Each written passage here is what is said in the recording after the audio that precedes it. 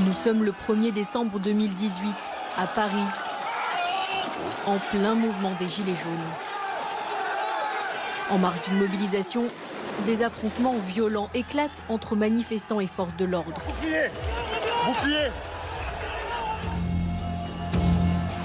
En fin de journée, à 100 mètres de l'Arc de Triomphe, des Gilets jaunes fracturent la porte d'un fast-food pour, selon eux, s'y réfugier.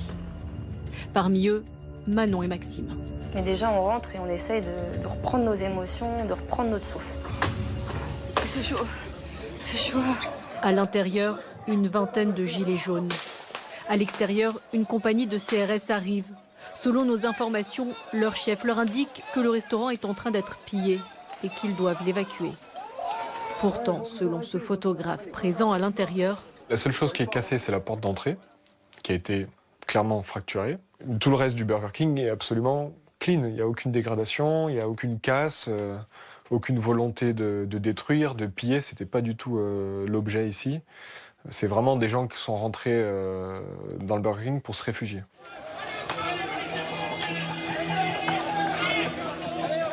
Une douzaine de CRS entrent dans le fast-food.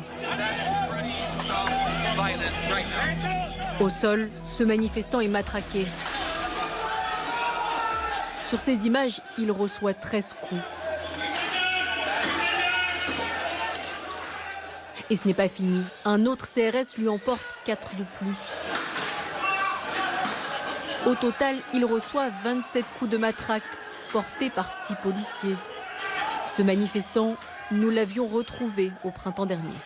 Le premier CRS qui est rentré, il avait sa matraque en l'air. Il était déterminé, quoi. Dans son regard, et je sais pas, il avait l'air de nous en vouloir. Sans faire aucune sommation, il me tabasse. Hein. Enfin, à ce moment, il m'a paru interminable et je sais qu'à un moment donné, j'ai saisi l'opportunité de me barrer. Et puis même dans ma course, il continuait à donner des coups de tonfa. Après cette intervention, une enquête a été ouverte par le parquet de Paris. Ce mardi, 4 CRS ont été mis en examen et placés sous contrôle judiciaire. Ils ont l'interdiction de rentrer en contact les uns avec les autres, l'interdiction aussi d'exercer leur fonction de policier sur la voie publique et aussi de détenir ou porter une arme. Et là aussi, c'est assez rare d'avoir des contrôles judiciaires aussi sévères. Un soulagement pour Manon, la manifestante qui avait également reçu des coups de matraque.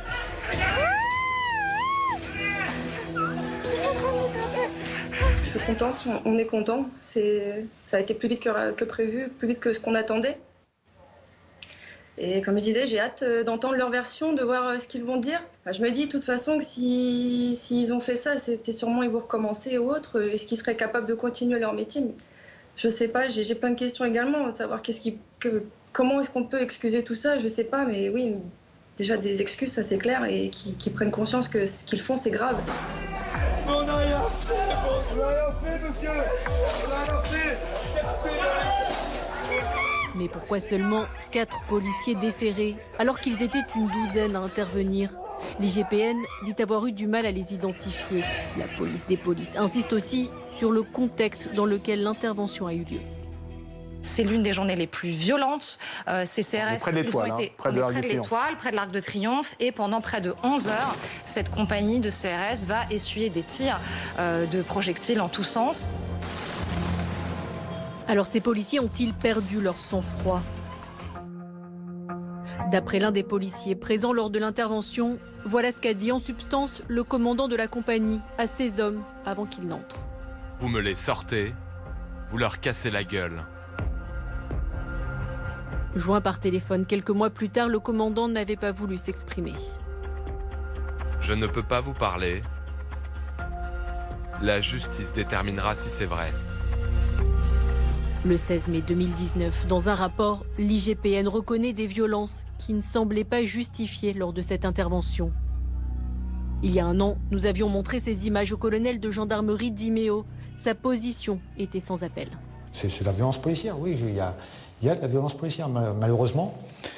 Malheureusement, quand les manifestants parlent de violences policières, quand je vois ça, je suis obligé d'aller dans leur sens. Oui, il y a des violences policières et là, on est sur des violences policières. Ça peut pas être légitimé? Non. Il peut y avoir d'ordre?